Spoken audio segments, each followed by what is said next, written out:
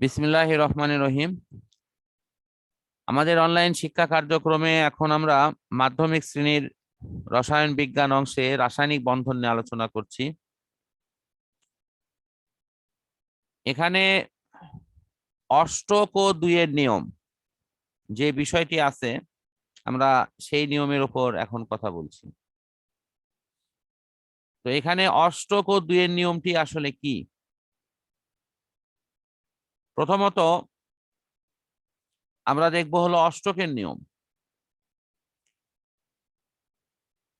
প্রত্যেকটা মৌল ইলেকট্রন গ্রহণ, বর্জন অথবা শেয়ার করে তারা সর্বশেষ শক্তি স্তরে 8টি করে ইলেকট্রন অর্জনের চেষ্টা করবে।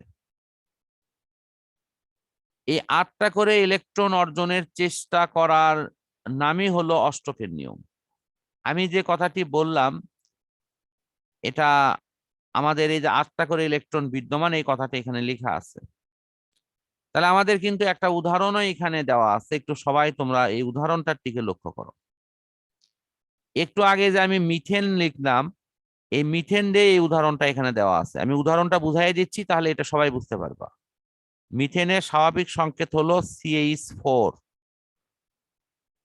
কিন্তু মিথেনের এই যে কার্বন, সেই কার্বনের তোমরা দেখো এই কার্বন আছে হলো মাঝখানে, এটা হলো কার্বন।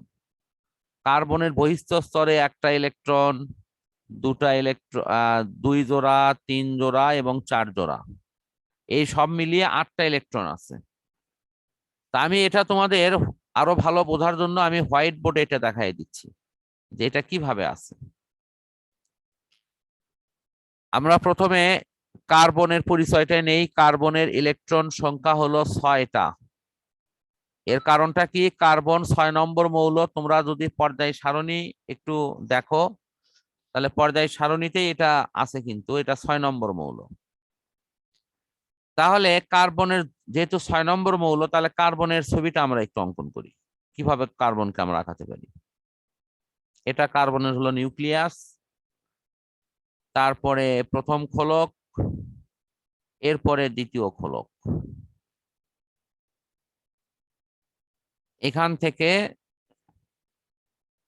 আমরা দেখেছি কার্বনের এখানে এই ভিতরে আছে 2টা ইলেকট্রন, আর বাইরে আছে হলো 4টা ইলেকট্রন। এইরকম 4টা ইলেকট্রন আছে। তোমরা সবাই একটু বলো তো, এই পর্যন্ত কারো বুঝতে সমস্যা হচ্ছে কি? কার্বনের 6টা ইলেকট্রন এইভাবে বিন্যাস আছে।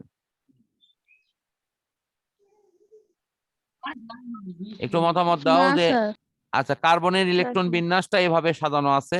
প্রথম কক্ষপথে আছে 2টা, পরের কক্ষপথে আছে 4টা। কারণ সব সময় প্রথম কক্ষপথে 2টাই থাকে, তারপরে গুলো এইভাবে বিন্যস্ত হয়। তাহলে এটি কারোরই সমস্যা নয়। শিমু, রাবেয়া, ইউসুফ, মরিয়ম, কারোরই সমস্যা না? না স্যার। ইউসুফ, কি বুঝতে পারছো এরকম করে ইলেকট্রন বিন্যাস যে সাজানো থাকে? হ্যাঁ স্যার। আচ্ছা, ঠিক আছে। এখন এই মিথেনের সাথে 4 জন হাইড্রোজেন আছে। হাইড্রোজেন কয়জন আছে? 4 জন। তোমরা পর্যায় সারণীর চার্টে দেখো, হাইড্রোজেনের একটা মাত্র ইলেকট্রন আছে, কারণ এর হলো 1 নম্বর মৌল। এটার রোল নম্বর হলো 1। এর একটি প্রোটন আর একটা হলো ইলেকট্রন আছে। তাহলে হাইড্রোজেনের গঠনটা কি রকম? আমি হাইড্রোজেনের গঠনটা একটু আলাদা করে এখানে এঁকে দিচ্ছি। মনে করো হাইড্রোজেন, এটা হলো নিউক্লিয়াস, তারপরে নিউক্লিয়াসের বাহিরে আমি খোলক দিচ্ছি।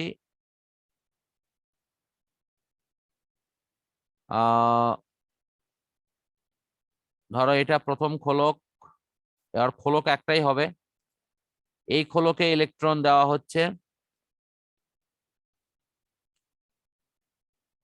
এটা ধরো হাইড্রোজেনের ইলেকট্রনটা আর একটা ভিন্ন কালার দিয়ে দেই।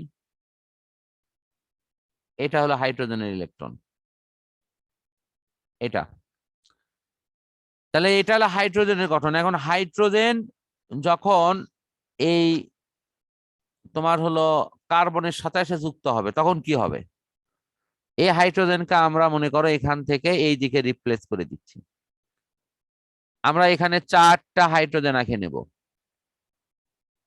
এই যে একটা হাইড্রোজেনের হলো অংশ, 2টা, এই যে 3টা, এই যে 4টা। আমরা এখন ওর খোলকটা এঁকে দিই। খোলকটা ধরো এরকম যে প্রথম খোলক আমাদের একটা খোলক আঁকালি হবে, তবে আর একটা এখানে একটা খোলক, এখানে একটা খোলক, 4টে খোলক আঁকানো হয়েছে। আমরা এখন 4টা ইলেকট্রন দিয়ে দিই, তাহলে আমাদের মূল কাজটা হয়ে যাবে। এখন দেখো হাইড্রোজেনের ইলেকট্রন, এই তো হাইড্রোজেনের ইলেকট্রন, হাইড্রোজেনের ইলেকট্রন, হাইড্রোজেনের ইলেকট্রন, এই যে হাইড্রোজেনের ইলেকট্রন। এখন মূল বিষয়টা কি দাঁড়ালো? কার্বন ওই একটা করে ইলেকট্রন হাইড্রোজেনের সাথে শেয়ার করছে। দেখো এখানে হাইড্রোজেনের এবং কার্বনের মিলে একটা ইলেকট্রনের জোড়া তৈরি হয়েছে। তাহলে এইরকম জোড়া কয়টা তৈরি হয়েছে দেখো তো? 4টে জোড়া তৈরি হয়নি? ভালো করে দেখো তো সবাই। 4টে জোড়া তৈরি হওয়াতে কার্বন মনে করতেছে যে তার 4 দিকে 4 দুকোণে 8টা ইলেকট্রন আছে। অন্যদিকে হাইড্রোজেন গুলো মনে করতেছে যে তাদের ভিতরে 2টে করে ইলেকট্রন আছে, মানে 1 জোড়া করে আছে। এই যে হাইড্রোজেন যে মনে করিচ্ছে তার 4 দিকে 1 জোড়া ইলেকট্রন আছে, কার্বন মনে করতেছে তার দিকে 4 জোড়া ইলেকট্রন আছে, মানে 8টা ইলেকট্রন আছে। এটাই হলো অষ্টক আর 2 এর নিয়ম। অষ্টকের নিয়ম মানে সর্বশেষ কক্ষপথে 8টা করে ইলেকট্রন থাকবে, আর 2 এর নিয়ম মানে সর্বশেষ কক্ষপথে 2টে করে ইলেকট্রন থাকবে। তা হাইড্রোজেনের 2টে করে ইলেকট্রন আছে, আর কার্বনের কয়টা করে আছে? 8টি করে ইলেকট্রন আছে। সবাই কি আমার এই উদাহরণটা বুঝতে পারছো? হ্যাঁ স্যার। কারো কাছে কি কোনো বিষয়ে কঠিন লাগছে যে স্যার এই জায়গাটা জটিলতা মনে হয়েছে? আচ্ছা ঠিক আছে, তাহলে আমরা অষ্টক আর 2 এর নিয়মটা আশা করি ক্লিয়ার মতো বুঝছি। এখন 2 এর নিয়মে একটি গুরুত্বপূর্ণ কথা আছে। সে 2 এর নিয়মটা কি? আসলে কি ইলেকট্রন 2টে থাকবে এই নিয়ম কি 2 এর নিয়ম? না। এই 2 এর নিয়মের অর্থ হচ্ছে ইলেকট্রন থাকবে জোড়া জোড়া করে। তো 2 এর নিয়ম কেন বলা হলো? কারণ 1 জোড়া ইলেকট্রনের জন্য 2টে ইলেকট্রন লাগে। তো 2 এর নিয়ম অনুসারে আমি যদি ব্যাখ্যা দেই, তাহলে ব্যাখ্যাটা হবে এরকম যে কার্বনের 4 দিকে তোমার হলো 4 জোড়া ইলেকট্রন আছে, আর হাইড্রোজেনের 4 দিকে ইলেকট্রন আছে 1 জোড়া। এই যে জোড়া জোড়া ইলেকট্রন থাকে, এটার নাম হলো 2 এর নিয়ম। তা আমি একটু তোমাদের মূল বই থেকে এই লাইনগুলো একটু দেখাই দেই, তাহলে বিষয়টা তোমাদের একটু ক্লিয়ার লাগবে। আমি একটু তোমাদের দৃষ্টি আকর্ষণ করছি। এই যে দেখো এখানে লেখা আছে কেন্দ্রীয় পরমাণু কার্বন, তার সর্বশেষ শক্তি স্তরে 8টি ইলেকট্রন আছে। তো যেহেতু 8টা ইলেকট্রন আছে, তার মানে আমার এই অষ্টকের নিয়মটা সে মেনে চলছে। কারণটা কি? কারণ কোন মৌল যখন ইলেকট্রন মানে তোমার হলো যৌগ গঠন করে, তখন তারা কিন্তু একটা নিয়ম মানে সকল নিষ্ক্রিয় গ্যাসের ইলেকট্রন বিন্যাসের ক্ষেত্রে সবারই সর্বশেষ শক্তি স্তরে 8টি করে ইলেকট্রন আছে।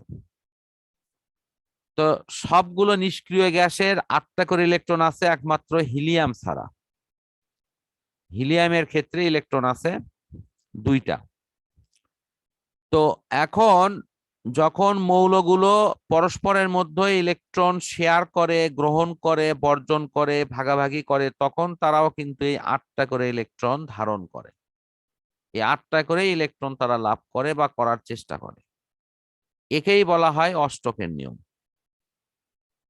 তাহলে আমি কথাটা আবারও বলতেছি যে প্রত্যেকটা মৌলের উদ্দেশ্য কি? উদ্দেশ্য হলো নিষ্ক্রিয় মৌলের মতো ইলেকট্রন বিন্যাস অর্জন করা। তো এই জন্য তারা কি করে? এই জন্য তারা 3টে কাজ করে। সে 3টে কাজ কি কি আবার তোমাদের দৃষ্টি আকর্ষণ করছি, সেই 3টে কাজের দিকে তোমরা একটু নজর দাও। সেটা হলো, হয় তারা ইলেকট্রন গ্রহণ করবে, দেখো একটা নাম লেখা আছে গ্রহণ। না হলে তারা ত্যাগ করবে, মানে কি বর্জন করবে। আর তা না হলে তারা ইলেকট্রন শেয়ার করবে। শেয়ারের বাংলা হলো ভাগাভাগি করা, তারা ভাগাভাগি করবে। এই তিনটা ঘটনা করে তারা কয়টা ইলেকট্রন অর্জন করবে? 8টা ইলেকট্রন অর্জন করবে। এই যে 8টা ইলেকট্রন অর্জন করে তারা নিষ্ক্রিয় গ্যাসের মতো ইলেকট্রন বিন্যাস লাভ করলো, এটাকেই বলা হচ্ছে অষ্টকের নিয়ম। এখন তোমাদের মনে হতে পারে, স্যার ওরা নিষ্ক্রিয় গ্যাসের মতো কেন হতে চাচ্ছে? দেখো, নিষ্ক্রিয় গ্যাসগুলো এরকম একটা শান্তিতে আছে যে তারা কোনো অভাব ফিল করে না, কোনো প্রয়োজনে তারা অন্য কোনো মৌলের কাছে যায় না, কারো থেকে ইলেকট্রন নেয় না, কাউকে কাছে ডাকে না, এরা অভাব মুক্ত। তা আমাদের এইরকম মনে হতে পারে যে এই মৌলগুলো নিশ্চয়ই এরকম শান্তিতে আছে। তো এখানে আমি একটু বাস্তব লাইফের সাথে একটু মিলাই। আচ্ছা, পৃথিবীতে আমাদের এমন কোন ব্যক্তিকে তুমি খুঁজে পাবা, সে কোটিপতিকে, সে যদি হাজার হাজার কোটি টাকারও মালিক হয়, তার জীবনে অভাব নাই, এই কথা কি কেউ বলতে পারবে? বলো তো সময়। না। সবারই কিন্তু কোনো না কোনো অভাব আছে তার। এই যে দেখো, আমরা নিশ্চয়ই এই ঘটনাটি পরিপূর্ণ উল্লেখ করতে চাচ্ছি না। আমাদের দেশে একটি দুঃখজনক ঘটনা ঘটে গেল যে একজন কোটিপতি তার জীবনে শান্তি পেল না, সে না পেয়ে সে নিজেই নিজের জীবনকে শেষ করে দিল। তাহলে সবার কিন্তু উদ্দেশ্য একটি, যে তার মনে যেন শান্তি থাকে। আমরা যত কিছুই করি, আমরা সবাই শান্তি চাই। কিন্তু আল্লাহ তাআলা বলেছেন যে পৃথিবীতে তোমার এই ধরনের শান্তি হবে না। এই শান্তিটা কি? স্থিতিশীলতা, অর্থাৎ আমার অভাব নেই, এই কথাটা কেউ বলতে পারবে না। তাহলে এটি কোথায় হবে? এটি হবে বেহেশতে গিয়ে। আল্লাহ তাআলা আমাদের, আমরা সবাই সবার জন্য দোয়া করি যে আল্লাহ তাআলা আমাদের বেহেশতে নসিব করুক।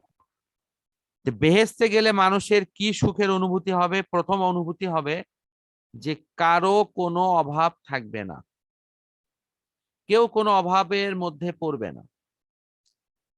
মানুষ মনে মনে যা চাবে, চোখ মেলালি দেখবে সামনে সেটা হাজির।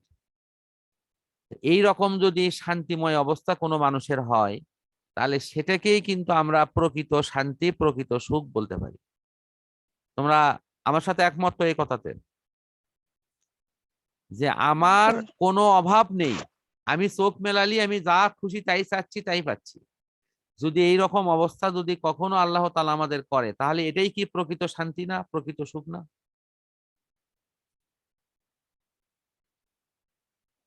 তাহলে এই নিষ্ক্রিয় মৌলগুলো কিন্তু এই শান্তিতে আছে। এই শান্তিটা কি? যে তারা কোনো প্রয়োজনে অন্য মৌলের কাছে যায় না, অন্য মৌলকেও তার কাছে ডাকে না, তারা ওই রকম বেহেশতের সুখে আছে। এখন আমার অন্য অন্য মৌলগুলো চিন্তা করে যে আমরা যদি ওই রকম নিষ্ক্রিয় মৌলের মতো শান্তি থাকতে পারতাম। তাহলে শান্তি থাকতে চায় তারা কি করতেছে? তারা সর্বশেষ কক্ষপথে এই 8টি করে ইলেকট্রন তারা অর্জন করতেছে। আর এই নিয়মটাই হলো অষ্টকের নিয়ম। এখন কি সবার কাছে এটি ক্লিয়ার? হ্যাঁ স্যার। এর দেখো, সবগুলো ক্ষেত্রে কিন্তু এই কথাটা লেখা আছে যে সর্বশেষ শক্তি স্তরে ইলেকট্রন ধারণ করে তারা 8টি ইলেকট্রন ধারণ করে নিষ্ক্রিয় গ্যাসের মতো ইলেকট্রন বিন্যাস অর্জন করে তারা যৌগ গঠন করবে। এই যৌগ গঠনের নিয়মকে বলা হয় অষ্টকের নিয়ম। এখন আসো যে 2 এর নিয়মটা কি। এখন কিন্তু বলা হচ্ছে যে অষ্টকের নিয়মের ক্ষেত্রে কিছু সীমাবদ্ধতা থাকার কারণে বিজ্ঞানীরা নতুন আর একটা নিয়ম আমাদের কাছে নিয়ে আসেন, সেটি হলো 2 এর নিয়ম। এবং এই নিয়মটাকে অধিক আধুনিক এবং গ্রহণযোগ্য বলে সবার কাছে এটি মেনে নেওয়া হয়েছে। তাহলে আমরা একটু দেখি এই 2 এর নিয়মটার আসল কথাগুলো কি, আমরা এটি একটু ব্যাখ্যা করে দেখবো ইনশাল্লাহ। এই 2 এর নিয়মটা হলো এরকম। এই নিয়ম বলতিছে যে সর্বশেষ শক্তি স্তরে ইলেকট্রন থাকবে হলো এক বা একাধিক জোড়া করে ইলেকট্রন থাকবে। এই কথাটার নাম হলো 2 এর নিয়ম। তাহলে এই জোড়া ইলেকট্রন থাকাটাকেই তারা 2 এর নিয়ম বলতিছে। তাহলে এটার ব্যাখ্যাটা কি? এটার ব্যাখ্যা হলো, দেখো, হাইড্রোজেনের ইলেকট্রন আছে সর্বশেষ কক্ষপথে 1 জোড়া।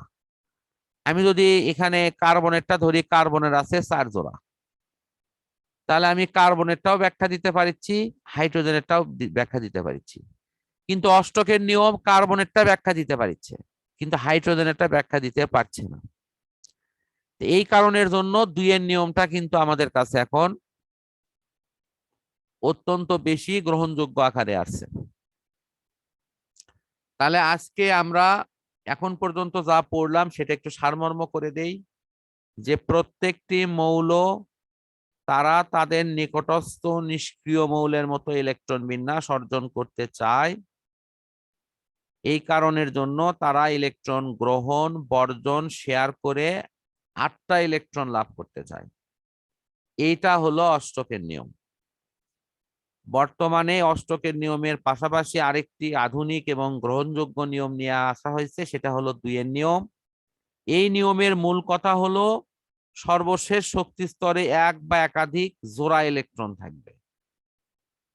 সেটির অর্থ হচ্ছে যে 8টি ইলেকট্রন লাভ করেছে তখন 2 এর নিয়মে বলবো সে 4 জোড়া ইলেকট্রন লাভ করছে।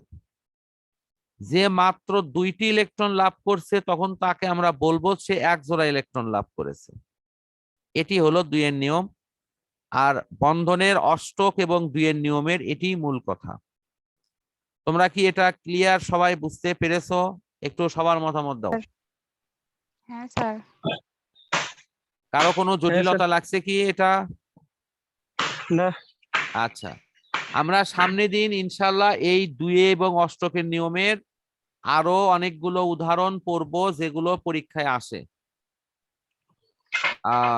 তো তোমরা সবাই একটু কোড আন কোড এটা লিখে রাখো যে আমরা এই জায়গা থেকে আবার পড়া শুরু করব সামনের দিন। এই যে এখান থেকে যে এখানে যে উদাহরণগুলো দেওয়া আছে এই উদাহরণগুলো নিয়ে আমরা অবশ্যই পর্যালোচনা করব এবং এগুলো উল্লেখ করে কিন্তু পরীক্ষায় প্রশ্ন আসে।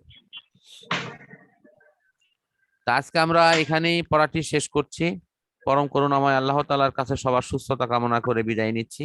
মহান আল্লাহ তাআলা যেন আমাদের সারা দেশ, সারা বিশ্বকে এই সাধারণ মানুষের এই দুঃখ দুর্দশায়, বিশেষ করে করোনা প্যান্ডামিক থেকে রক্ষা করেন, এই আশাবাদ ব্যক্ত করছি এবং সবার বিপদ আপদ আল্লাহ যেন দূর করে দেন। তো সবাইকে সুস্বাস্থ্যে রাখুক এই দোয়া করে আমরা শেষ করছি। আল্লাহ হাফেজ। আসসালামু আলাইকুম। ওয়ালাইকুম সালাম ওয়া রাহমাতুল্লাহ।